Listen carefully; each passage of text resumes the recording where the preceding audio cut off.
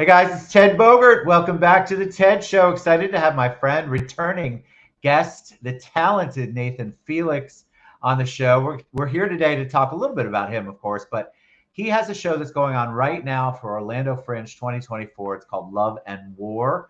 I cannot wait for him to share with you about it. It's boundary pushing. Those are his words. And so I'm excited for the audience to hear more about it. Nathan, welcome back, my friend. How you doing? Hey Ted, great to be back. Great to be back. Thank you.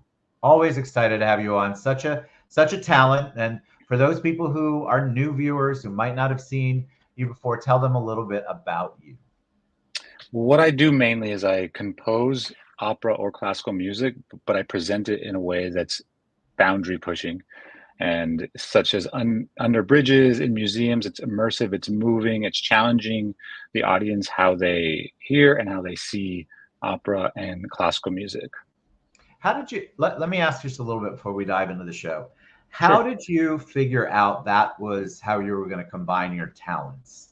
Was it a trial and error? Did you start off and you just sang like a crazy man and then decided, I want to be more composer oriented, or just give them a little bit of the background of that? I'm most fascinated on an origin story when it comes to the arts. Absolutely. Well, I got I should tell two small stories, but to begin with, I started off in punk bands. I grew up in Austin, Texas, and I just wanted to get on the road. So started a punk band and toured around the country for like 3 years with my brother and two best friends, playing like, three chords, selling CDs at the time out of our van. And after 3 years of being in a van nonstop with three of your best friends, things get a little testy. So Yeah. uh, my brother, one time we were all mad at each other driving to the next city, and he turned on classical music on the radio station, and I fell in love with it. And it was classical is anti-punk, right? Punks don't like classical, so I had always pushed it out, but I gave it a chance. It just started to sort of captivate my Amazing. mind. And the next thing I know, my brother took me to a symphony. From there, I went on this like 8 year journey, 6 to 8 years of studying in the library on my own, because I already graduated college and I didn't want to, take out a student loan. So I just learned how to compose on my own. Is how I got into classical music. And How do you just decide? Like, I love the arts, right? But I have a little bit of a voice, but not of that kind of voice.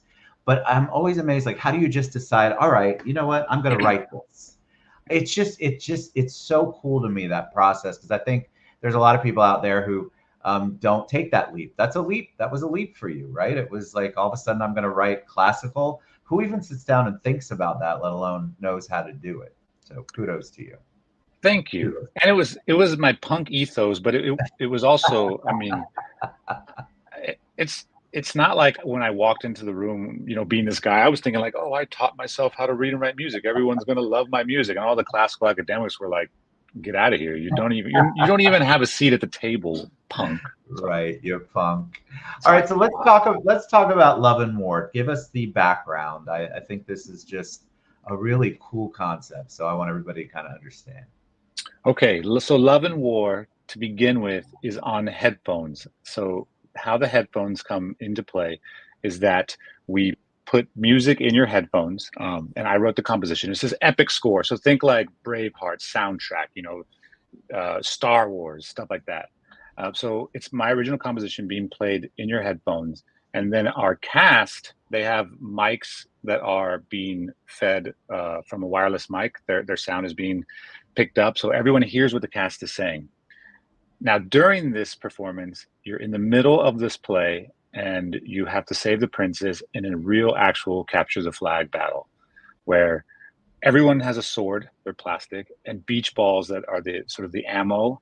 And we have two flags on both sides, and there's this whole play, scripted, some improv that's going on while the audience has to try and capture their flag. And they determine the outcome. We have endings for depending on which team wins, and we split the teams up.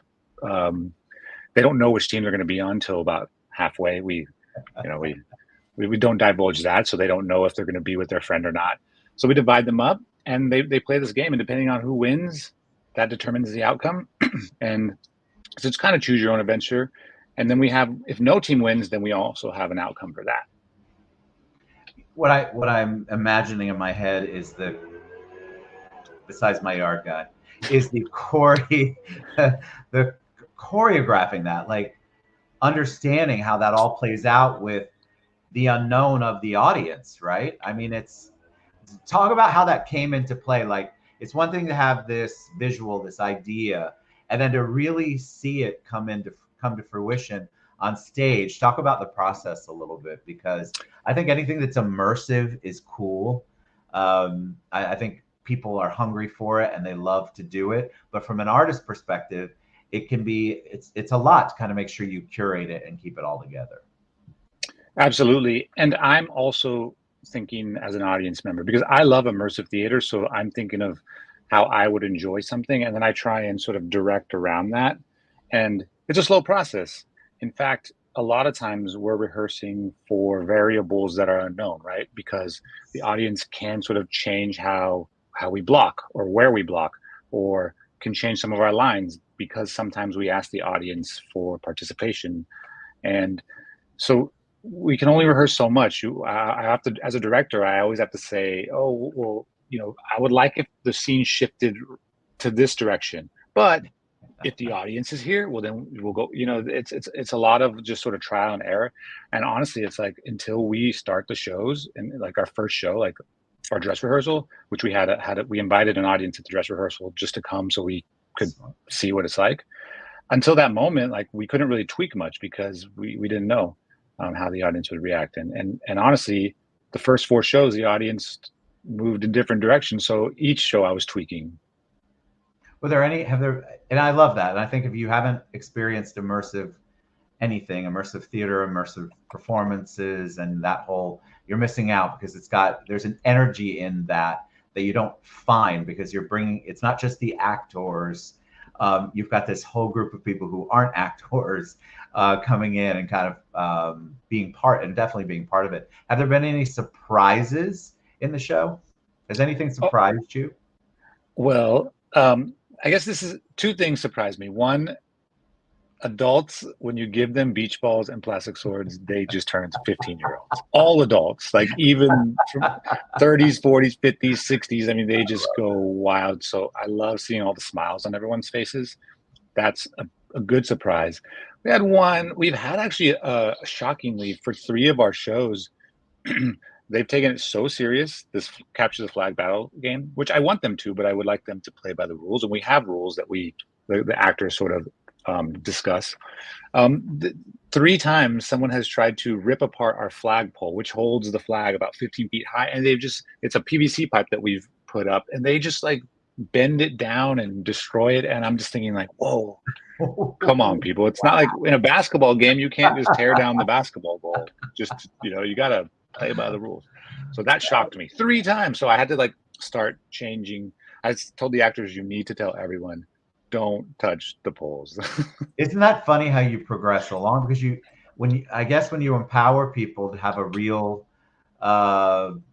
game, the competitive people especially are going to go crazy. And I know people like that. All right, so tell them, how can they buy tickets? What's the best way for them to learn more about you, and then of course buy tickets, and tell them the date. It goes through a certain date. It does. So it goes all the way up to the 26th. I think we have 9 more shows. We basically have shows every day except Wednesday, May 22nd. And in terms of getting the tickets, you can get them at the box office at Orlando Fringe, which is at Shakes and Lock Haven Park. We also have a booth outside that you can come walk up and just scan a QR code, or you can do it online beforehand, which I think is Orlando Fringe .org, I think. I'll put that link in the comments below, y'all. It's Orgacom, one of them. I want people to. I'm a big proponent of Orlando Fringe, because even though it says Orlando on it and it's been going on for years, there are still people who watch my show, and go, I had no idea that existed. So as often as I can get somebody on to talk about what they're doing at Fringe, I love it, because it's such a unique experience, start to finish, and there's so many different things going on. And so I'm excited you're there, and you're having your show goes through the 26th. And so I want you guys to get tickets. I want you to Google Orlando Fringe. I'll give you all that in the comments, but I want you to go see Love and War because I think that that's the kind of stuff that would really get people pumped. And they're like, wow, this immersive stuff's for real. And then begin to enjoy other parts of Fringe. All right, my friend, what's the best way for them to reach you? Well, I'm not even going to begin to try and spell my website, but it's electrokestrel.com. And I guess the best way, honestly, is if you go on Google and put Nathan Felix composer. There's other Nathan Felixes in the world, but I think I'm the only composer, and a lot of my stuff will come up there. I'm always excited to have you on. I appreciate you so much. Y'all, this is Orlando Fringe 2024. Get your tickets. The link is below, and go see Nathan's show, Love and War, the immersive show where you go grab the flag. And I just love the whole concept of that. But thanks for coming on and sharing, my friend. I appreciate you. Come back anytime. Thank you, Ted. And thank you for what you do. You are a huge blessing to the Orlando community. And I'm not from here, so I love being able to come here and share time with you. So thank you. Well, I appreciate you so much. All right, guys. Love and War, Orlando Fringe.